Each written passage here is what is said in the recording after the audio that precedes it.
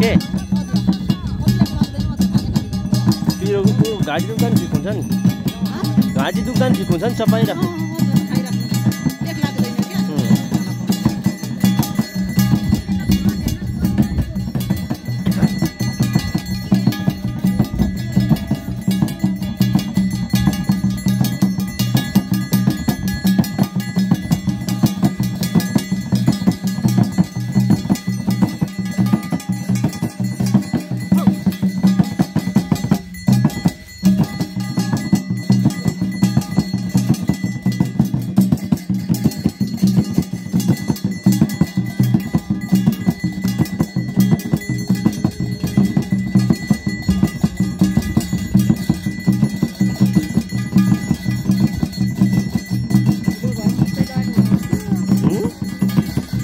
छ यहाँ बोकेको पुरै हिलो भइहाल्छ अलिक माथि चिसो भयो भने चाहिँ लाउने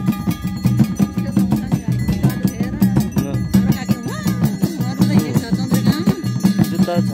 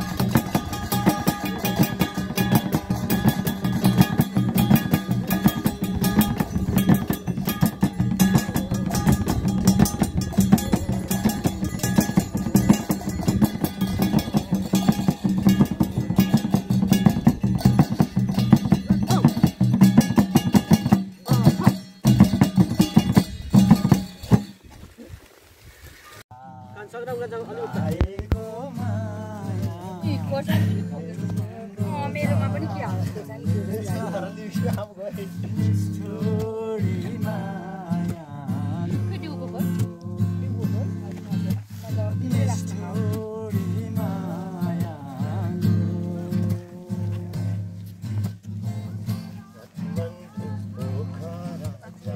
भात खाने बोलायो है तलतिर एभ्रीबडी तपाईहरु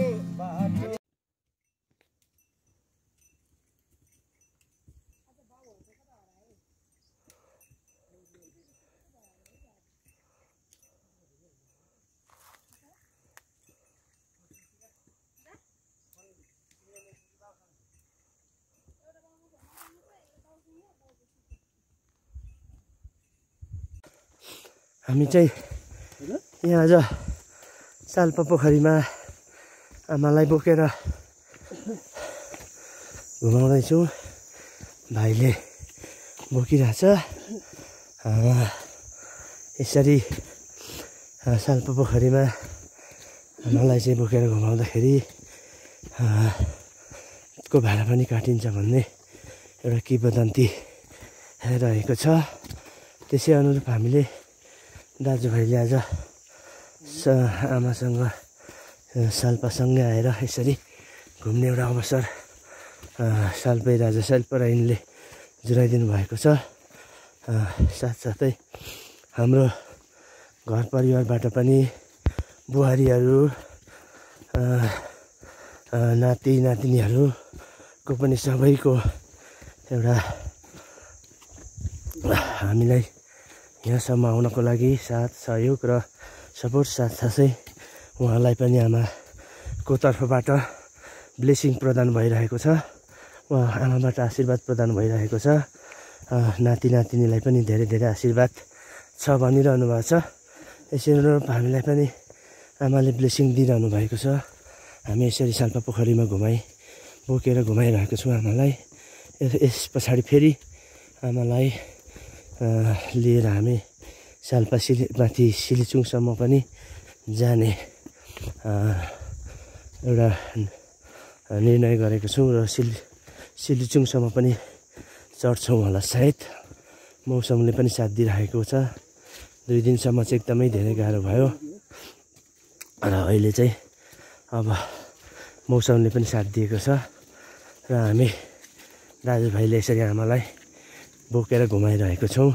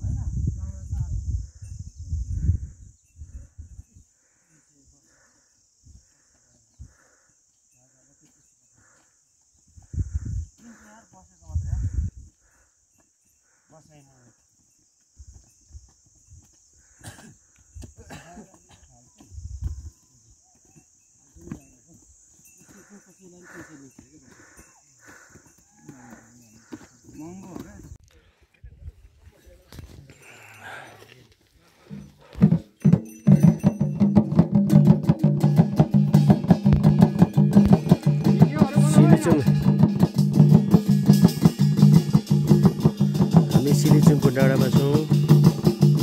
यो चाहिँ करिब समुद्री सतहबाट 4000। सञ्जीव भाइ यो 4000 कति अरे? 53 4155 को हाइटमा अवस्थित रहेको यो सिलिचुङको डाँडामा छौँ। यो चाहिँ हाम्रो किराँती मुद्दुम अनुसार किराँतीहरूको एउटा शक्तिपीठ भनेर यसलाई चाहिँ विशेष गरी चिनिन्छ। यसै कारणले पनि हामी आज रिक्तेल मजगढी नगरपालिका 9 सालिक निर्माण क्षेत्र 4 बाट यो सिलिचुङ डाँडामा आएको छौँ, जहाँ चाहिँ हाम्रो एउटा मुद्दुमी शक्तिहरूबाट हेर्दाखेरि बुझ्दाखेरि एउटा मुद्दुम शक्तिको एउटा शक्तिपीठ मानिन्छ। विशेष गरेर धामी झाँक्री नछुङ मबहरूले यहाँ आफ्नो शक्ति प्राप्त गर्नको लागि, आफूले शक्ति माग्नको लागि यहाँ आउने गर्छ। जुन चाहिँ यो 4153 को हाइट हाराहारीमा रहेको छ। यहाँ चाहिँ विशेष गरेर यो पूर्णिमा कार्तिके पूर्णे र यो अहिले अब यो असोज पनि हो, अब यसलाई पनि अब कार्तिके पूर्णे त होइन, तर यो पूर्णिमा पनि विशेष गरेर आउने गर्दो रहेछ। तर खास गरेर यहाँ चाहिँ कार्तिके पूर्णिमा नर्सुङहरू मोबोहरू धामी झाँक्रीहरू आउने गर्छ। यसै सिलसिलामा हामी पनि आज यो यही सिजन बनाएर आएको छौँ।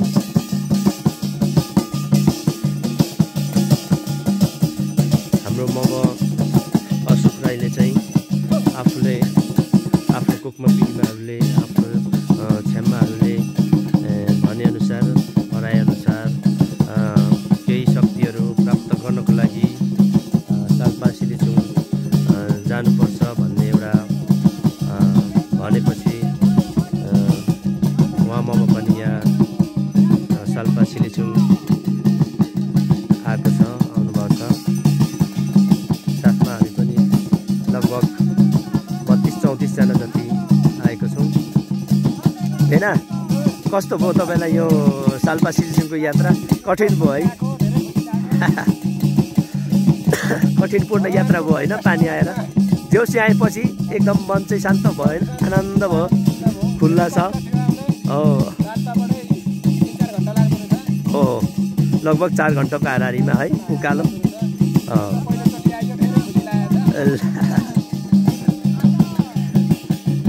ल यसरी नै अब तपाईँहरूलाई देखाउने क्रममा फेरि हुसुले यहाँ छेकिसकेको अवस्था छ। हेर्नुहोस्, सबै छेकिसकेको अवस्था छ।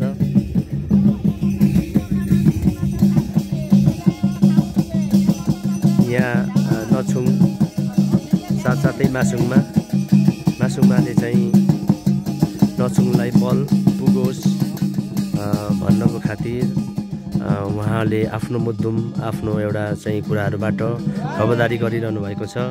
ऋषियामा नछुङले अब ऋषियाबाट चाहिँ आफ्नो एउटा मुद्दुमबाट चाहिँ यसो के भयो कसो भयो, के गर्दैछु, के दिँदैछ, के हुँदैछ भनेर आफ्नो लकाब्री आफ्नो कान्छारी साथीहरूलाई चाहिँ भनिरहेको छ।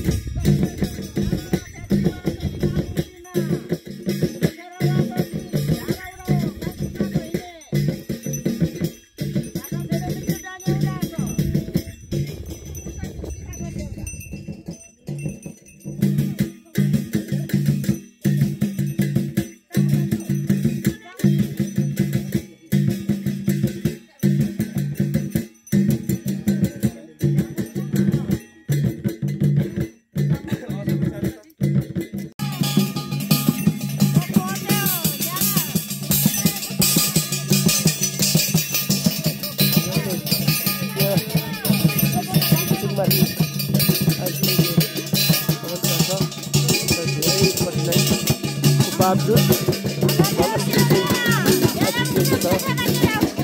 यहाँ नचुङ्ने आफ्नो मधुमी